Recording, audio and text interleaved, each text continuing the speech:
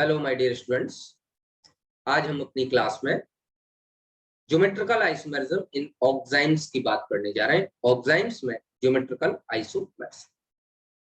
ऑक्साइन्स में जो फॉर्म है, जैसे कि हम लोगों ने पहला कॉन्फ़िगरेशन सिस ट्रांस पढ़ा था, दूसरा कॉन्फ़िगरेशन पीजेड पढ़ा था, ऐसे ही ऑक्साइन में एक तीसरा कॉन्फ़िगरेशन आएगा जिसका नाम होगा सिन एंड एंटी कॉन्फ़िगरेशन। चलिए बात करते हैं।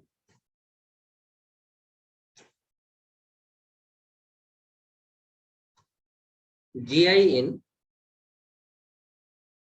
ऑक्साइन्स क्या बनेगा, देखिए। कोई भी कार्बोनिल कंपाउंड, मान लो ये एल्डिहाइड है, इसकी रिएक्शन हाइड्रोक्सिल एमीन से कीजिए NH2OH।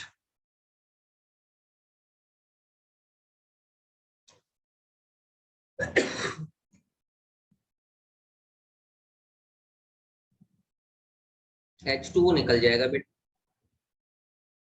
न्यूक्लियोफिलिक एडिशन रिएक्शन है, -H2। जो कंपाउंड बनेगा वो ऐसा बनेगा।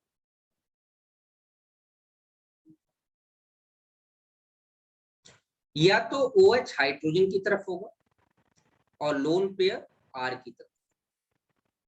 तो OH से लेके चलते हैं, OH या तो हाइड्रोजन की तरफ होगा। एल्डिहाइड का ऑक्साइन है ये एल्डोक्साइन है, क्योंकि जिससे ऑक्साइन बनाया है वो एल्डिहाइड। अगर OH हाइड्रोजन की तरफ होगा तो ऑक्साइन सिन ऑक्साइन कहलाता है। एक दूसरा कंपाउंड भी बन सकता है,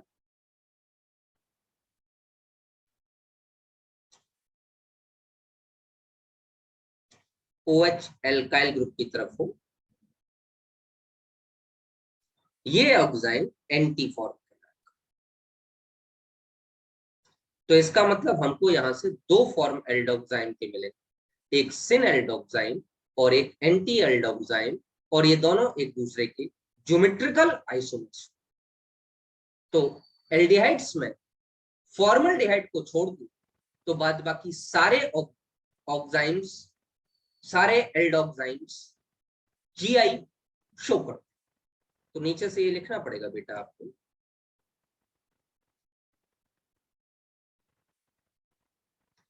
एक्सेप्ट फॉर्मल्डिहाइड all other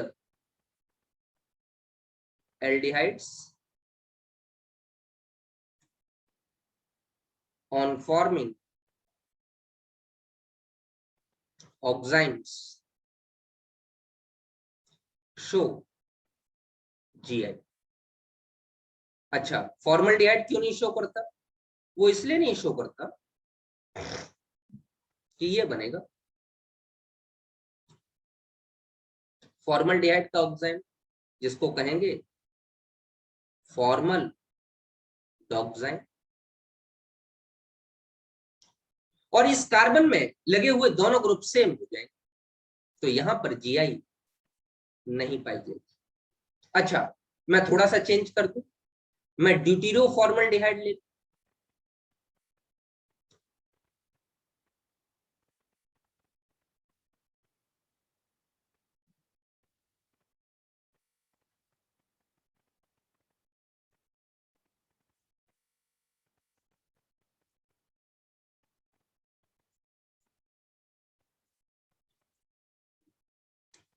ये हमारा ड्यूटीरो फॉर्मल्डिहाइड ऑक्साइम ऑफ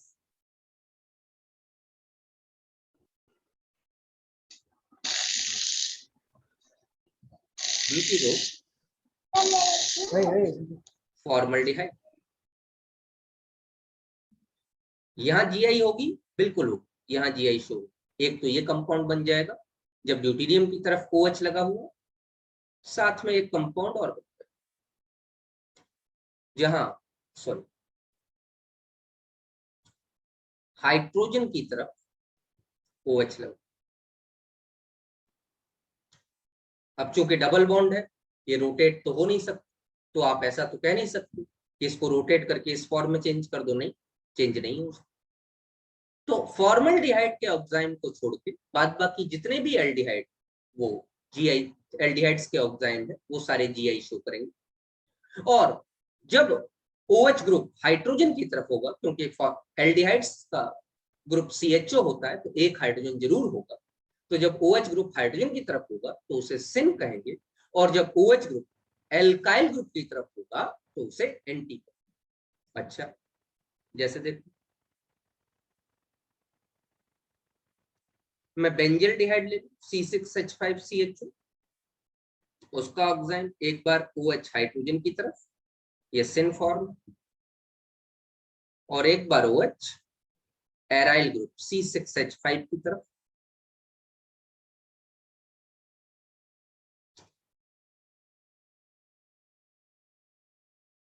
ये anti form.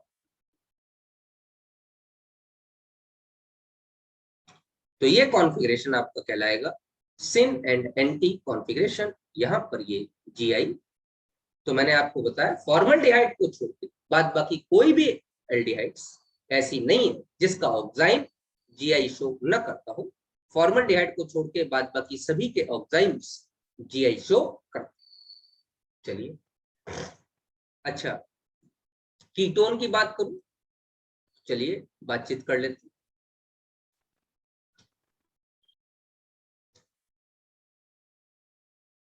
In case of ketoxymes,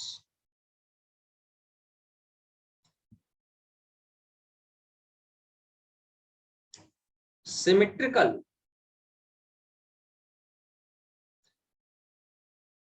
ketones will not form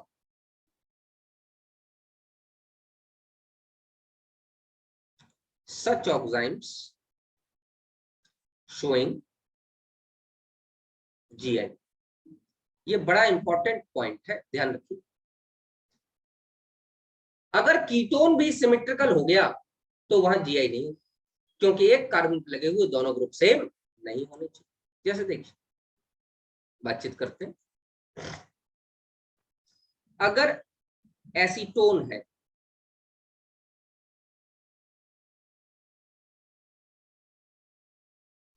acetone is a symmetrical ketone,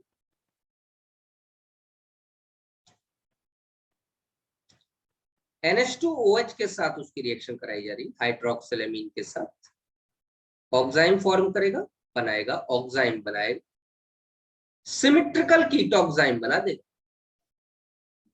आप जानते हैं एक कार्बन पर लगे हुए दो ग्रुप सेम नहीं होने चाहिए। तो अगर मैं यहां पूछूं कि how many number of products are form, तो आपका आंसर होगा 1।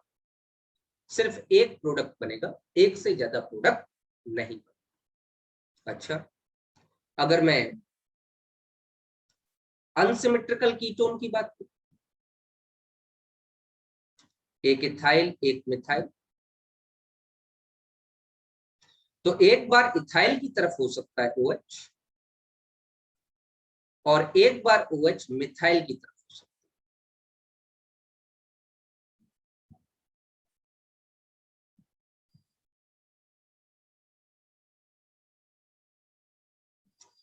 और ये दो प्रोडक्ट बनाएंगे। Chemical unsymmetrical ketone GI show करेंगे ऑक्साइम फॉर्मेशन को। नाम कैसे लिखेंगे, चलिए नाम लिखना सिखाता हूं आपको। बेटे अल्फाबेटिकल ऑर्डर में इथाइल की तरफ OH है तो इथाइल के रिस्पेक्ट में सिन, तो मिथाइल के रिस्पेक्ट में एंटी हो गया, तो नाम लिखेंगे सिन, इथाइल, मिथाइल, और ये 4 कार्बन है तो ब्यूटेनोन ऑक्साइम।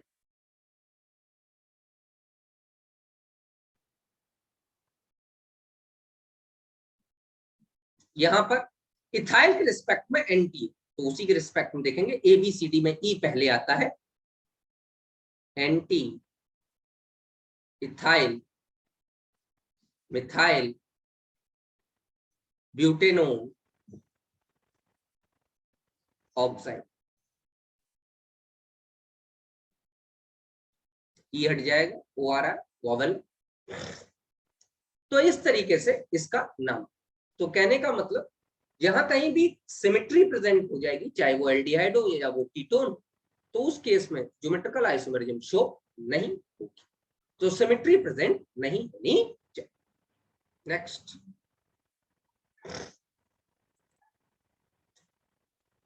हेडिंग डालिए।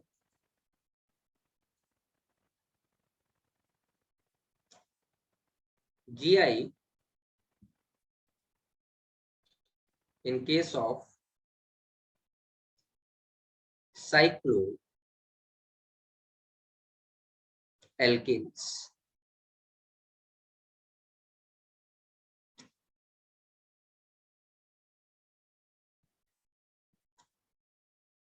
मान लीजिए कोई एक साइक्लोएल्केन,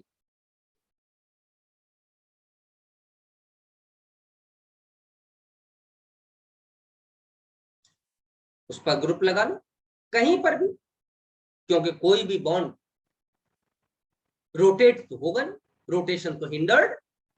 यहां ग्रुप लगा लो, यहां मैं कर देता हूं OH H, यहां मैं कर देता हूं OH H, तो ये सिस फॉर्म हो गया, इसी का एक और फॉर्म बन जाएगा।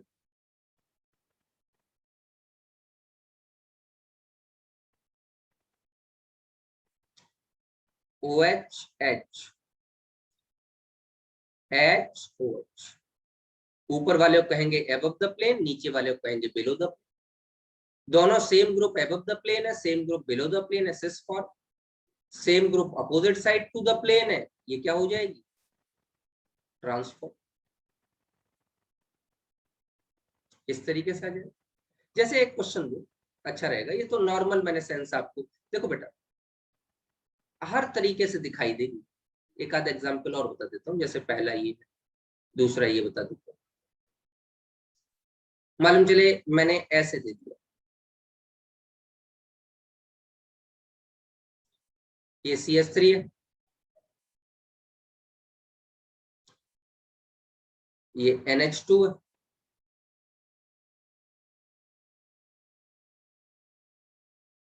ये OH है, ये SH। क्या इसमें GI होगी? हाँ GI तो होगी, क्योंकि एक कार्बन से लगे हुए दो ग्रुप सेम नहीं है, तो GI तो होगी। क्या इसमें सिस ट्रांस आइसोमेरिज्म हो सकती है? नहीं हो सकती, क्योंकि कम से कम कोई एक ग्रुप सेम होना चाहिए सिस ट्रांस के। तो अब इसमें कौन सा नोमेनकल्चर करेंगे? हम नोमेनकल्चर करेंगे EZ। देखिए CH3 और NH2 में किसको प्रायोरिटी मिलेगी? N को 1 प्रायोरिटी मिली, CH3 को 2nd प्रायोरिटी, SH को 1 प्रायोरिटी मिली, OH को 2nd प्रायोरिटी। तो ये वाला फॉर्म कौन सा हो गया? Z form. तो इसमें EZ होगी। इस तरीके से आप कहीं पर भी निकाल सकते हैं जो है। जैसे एक क्वेश्चन मैं आपको दूं,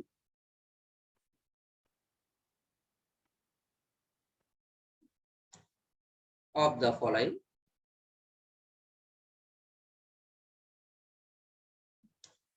केसेस GI is possible। इनमें से कौन कौन से केस है जहां पे GI possible? Number first,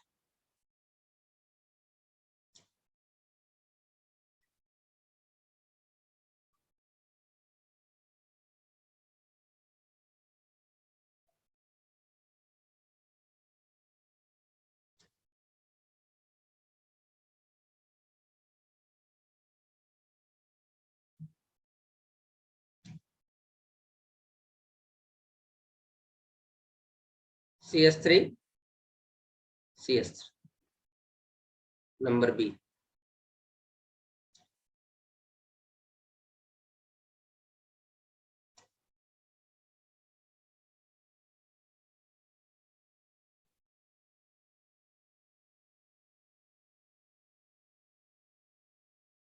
number C,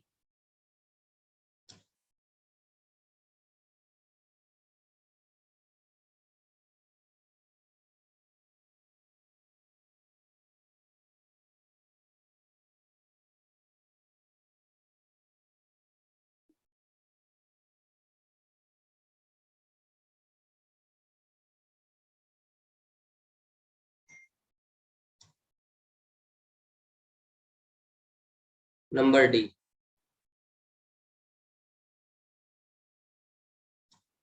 option बता सकते हो आप लोग इनमें से किस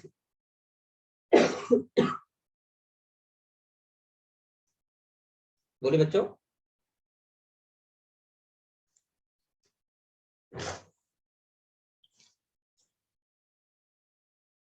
किस केस में जीआई पॉसिबल? देखिए ध्यान से, यहां पर दोनों एबव द प्लेन CH3 लगे हैं। मैंने पिछली बार बताया था इनको वेज फॉर्म कहते हैं। तो इसका मतलब डैश फॉर्म में डाउन द प्लेन H लगा हो, कार्बन की 4 वैलेंसी होती है। तो क्या ये दो एटम से डिफरेंट ग्रुप्स लगे हैं? जी हाँ।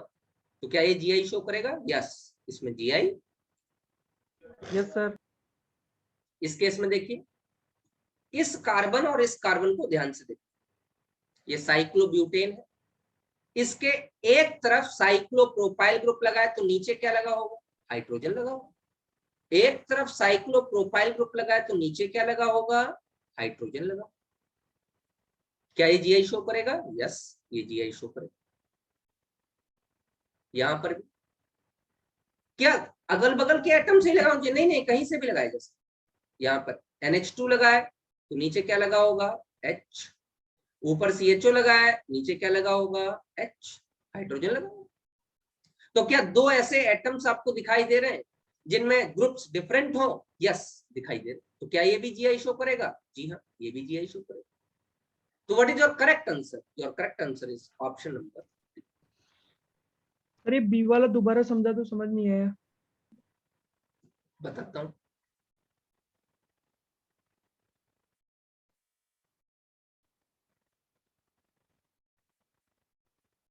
साइक्लोब्यूटेन है,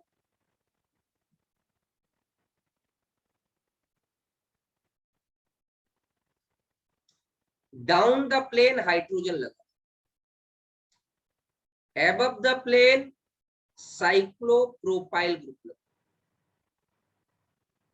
अब समझ में आया? Yes is for.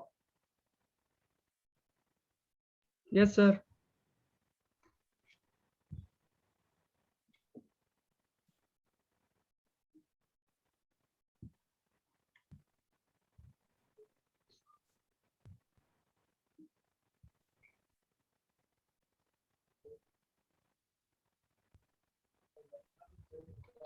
ये ये ट्रांसफॉर्म में। क्या प्रॉब्लम? और कोई बात बाकी समझ में आ गए? Yes sir. चलिए हेडिंग डालते हैं, जीआई इन साइक्लोएल्कीन्स।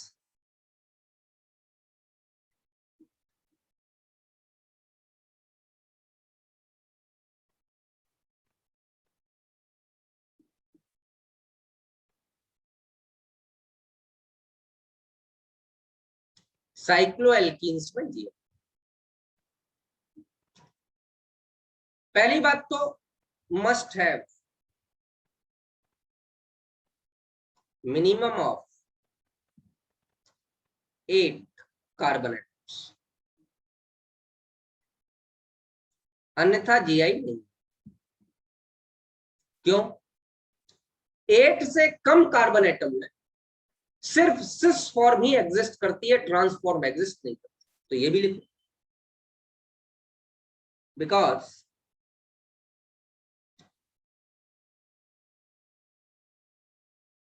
cycloalkenes having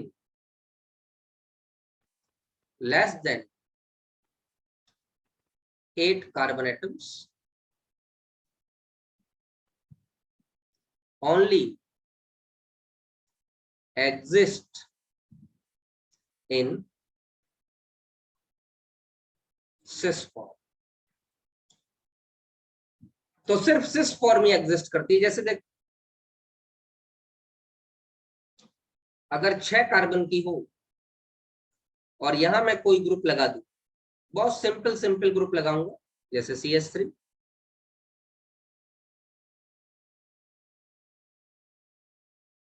और CH3। तो इसका जो सिस फॉर्म पाया जाता है उसका परसेंटेज 100%।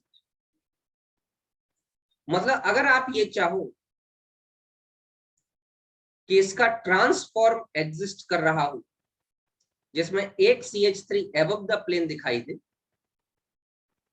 और एक CH3 डॉटेड लाइन पर बना दीजिए बिलो द प्लेन दिखाई दे, तो ट्रांसफॉर्म अगर बनाना चाहो तो आपको लिखना पड़ेगा नॉट पॉसिबल, नॉट पॉसिबल।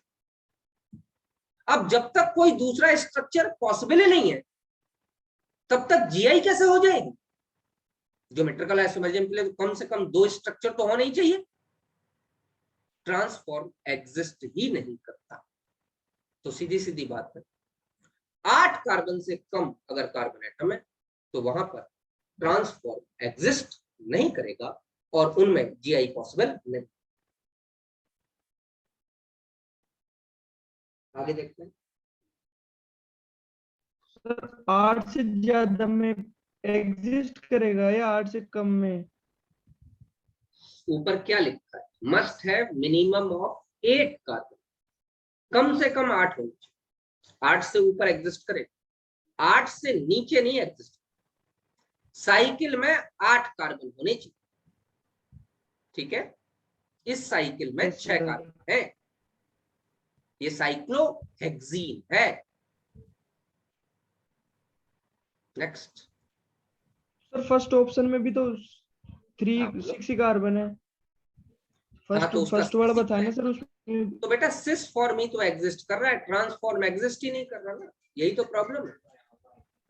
और 8 कार्बन से ज्यादा हो तब ट्रांस करेगा। हाँ, ट्रांस भी और एग्जिस्ट करेगा, 8 ट्रांस नहीं ट्रांस करेगा, ट्रांस भी। भी एग्जिस्ट करेगा। और सर दोनों में GI वो होगी एप्लीकेबल। हाँ, तब GI होगी। देखो इधर, ओके सर।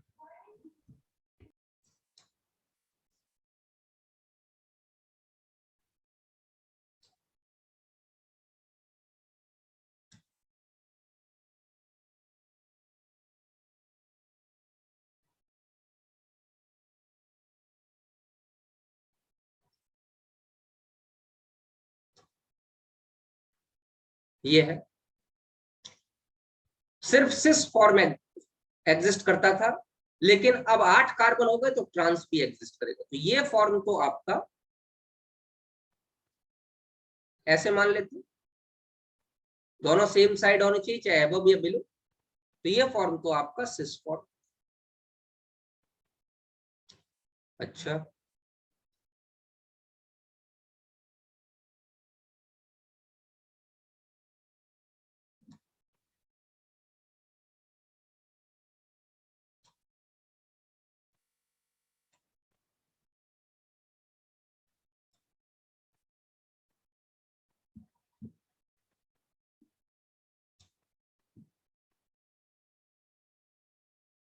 थोड़ा सा सही करो इसे, थोड़ा मैं मिटा रहा हूं, 1 मिनट रुको।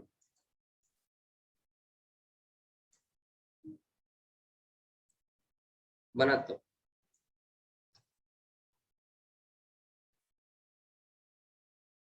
ये डबल बॉन्ड है, ये लाइन डॉटेड है। टोटल कितने कार्बन? 1 2 3 4 5 6 7 8। तो ये इसका ट्रांस। तो दोनों एग्जिस्ट कर रहे हैं, तो इसका मतलब GI। तो अगर 8 से कम कार्बन एटम तो उनमें GI नहीं होगी, और अगर 8 या 8 से ज्यादा कार्बन एटम तो उसी में GI होगी। अच्छा, C1 से C7 GI नहीं होगी। किसकी बात कर रहे हैं? इन साइक्लो एल्कीन्स। अच्छा, C8 C9 C10, C11।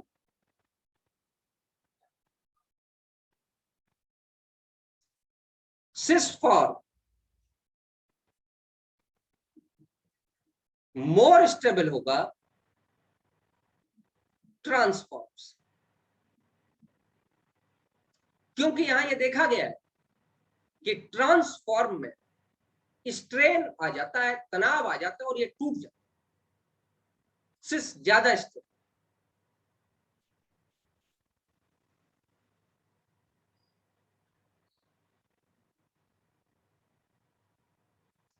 C12 and आगे जितने भी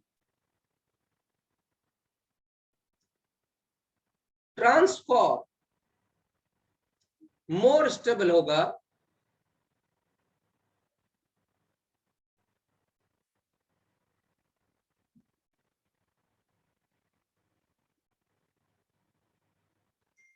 मेरी बात समझ में आ रही?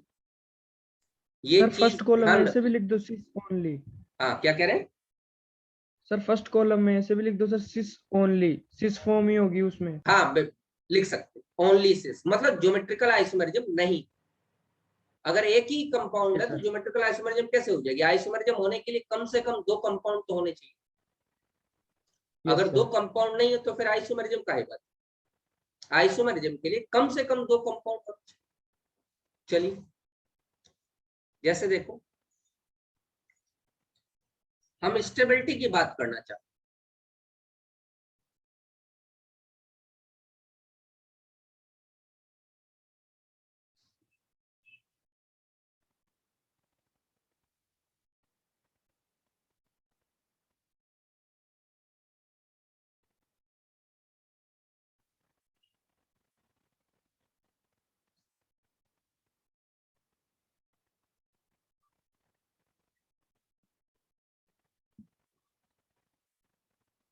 एक साइक्लोएल्कीन ये है,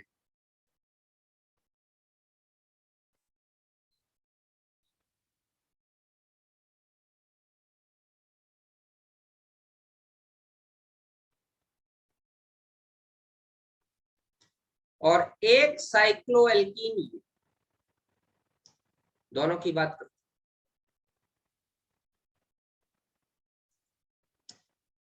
हैं। अगर इस साइक्लोएल्कीन की बात करोगे तो यहां से दोनों तरफ हाइड्रोजन जुड़ी हुई आपको एक ही साइड में दिखाई देगी। बोलो। और दूसरा ग्रुप ये पूरा का पूरा इस साइड में जुड़ा हुआ। लेकिन अगर इसकी बात करोगे तो ध्यान दो, एक हाइड्रोजन तो यहां आपको एबव द प्लेन दिखाई देगी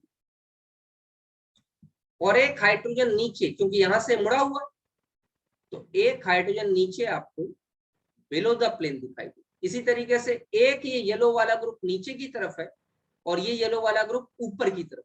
यहाँ दोनों येलो सामने की तरफ, तो दोनों हाइड्रोजन पीछे। यहाँ एक येलो ग्रुप नीचे की तरफ है और एक येलो ग्रुप सामने की तरफ, तो इस ऊपर की तरफ है मतलब। तो सीधी सीधी बात है कि ये वाला फॉर्म कौन सा है? ट्रांसफॉर्म। किसका? दो डेकीन बनाई गई है, 12 कार्बन, 1 2 3 4 5 6 7 8 9 10 11 12, दो डेकीन बनाई गई। दो डेकीन का ये ट्रांसफॉर्म और दो डेकीन का ये सिस फॉर्म।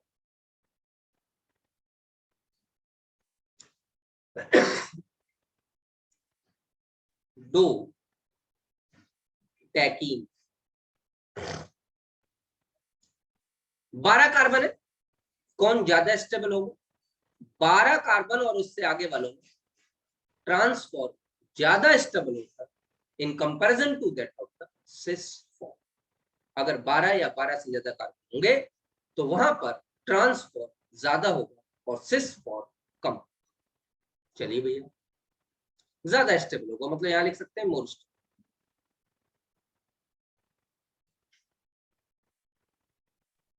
सर एक बार रिपीट कर दो सर, नेटवर्क चला गया था।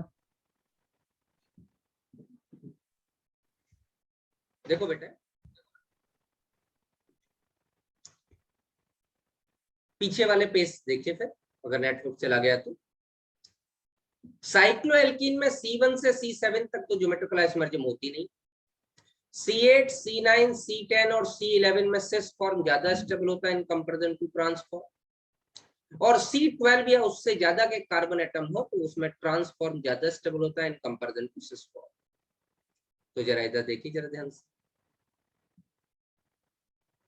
अगर स्टेबिलिटी की बात की जाए तो स्टेबिलिटी में इसमें साइक्लोएल्कीन है जो 2 डेकीन कही जाएगी, 12 कार्बन की साइक्लोएल्कीन। और इस 12 कार्बन की साइक्लोएल्कीन में आप ध्यान से देखिए कि ये वाला जो फर्स्ट वाला फॉर्म है इसमें दोनों येलो वाले पार्ट फॉरवर्ड साइड, तो दोनों हाइड्रोजन बैकवर्ड साइड हो, मतलब सिस फॉर्म। एक येलो वाला पार्ट नीचे की तरफ है डबल बॉन्ड से, एक येलो वाला पार्ट ऊपर की तरफ है डबल बॉन्ड से। तो एक हाइड्रोजन अबव द प्लेन होगा, एक बिलो द प्लेन होगा, मतलब ये ट्रांसफॉर्म। टोटल कितने कार्बन है हमारे पास साइक्लोएल्कीन में? 12 कार्बन। 12। अगर 12 या 12 से ज्यादा कार्बन एटम होते हैं तब ट्रांसफॉर्म ज्यादा स्टेबल होती है in comparison to that of the cis form. उस केस क्या समझ में आया?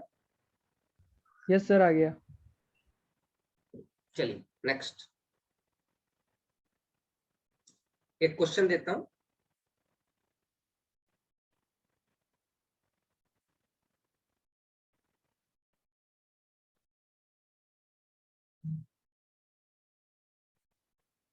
Following cases,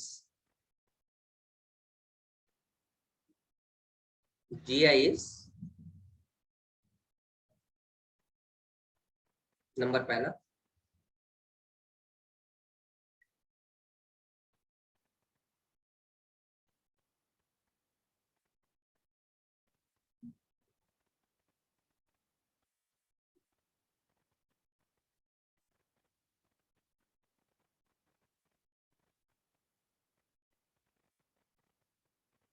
नंबर दूसरा,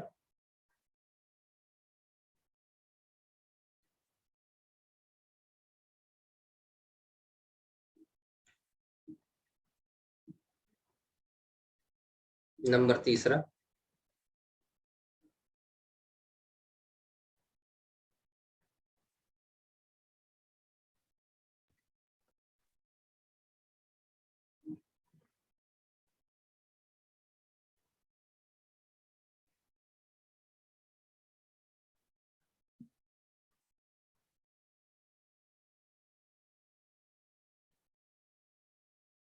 नंबर चौथा।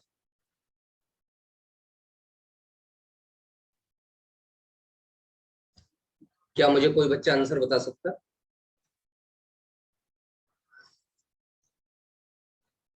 Sir D. कैसे? वेरी गुड, लेकिन कैसे और क्यों? देखो भैया, सर सभी में मोर देन 8 कार्बन है। जी नहीं, ए वाले में 6 ही कार्बन है, 8 कार्बन का। रिंग में तो 6 ही कार्बन। कहाँ है 8? यू नो सर इसमें सिस फॉर्म है ना। अरे तो जीआई तो तभी होगी ना जो ट्रांस भी हो। अरे तो जीआई कैसे होगी? गलत गलत कर दिया, गड़बड़ कर दिया मामला। देखो ध्यान से, बी वाला तो आपका सही है कि उसमें 1 2 3 4 5 6 7 8 9 10 दो डेक, सॉरी ये डेकीन है। डेकीन मतलब 10 कार्बन, 10 कार्बन वाली साइक्लोएल्कीन में जीआई होगी, इसमें कोई दिक्कत नहीं। लेकिन ए और सी में कैसे हो रही है? ए और सी में साइक्लो एल्केन में जीआई हो रही है, एल्कीन में नहीं हो रही। कैसे?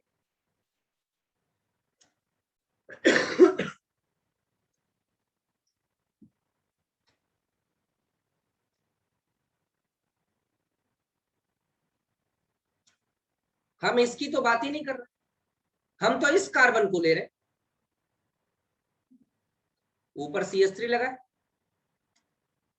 तो डॉटेड लाइन पैच लगाओ। यहां पर भी फॉरवर्ड वेज पे CH3 लगा तो डॉटेड लाइन डाउन में पैच, H। ये सिस फॉर्म हो गई। तो ये साइक्लोएल्कीन थोड़ी डबल बॉन्ड थोड़ी शो कर रहा है, ये तो ये कार्बन शो कर रहा है साइक्लोएल्कीन वाला। इसका एक दूसरा फॉर्म भी बन जाए।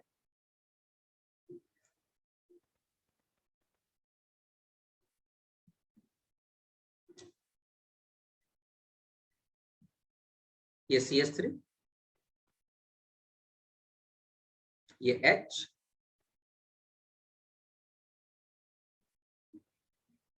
यहां ये H और ये CH3, दोनों अलग अलग कंपाउंड, ये ट्रांसफॉर्म,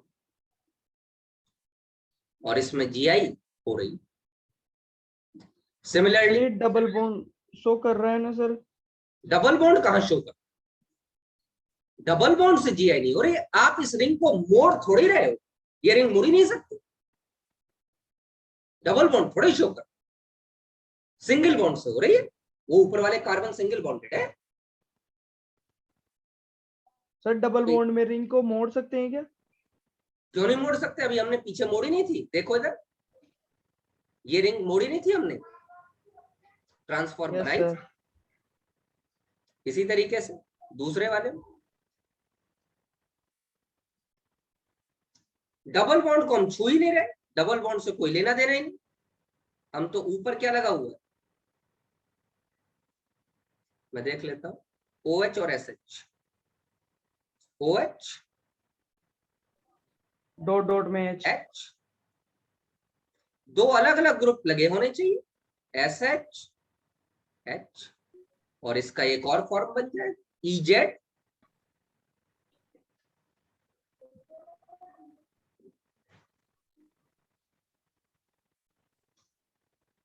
OH H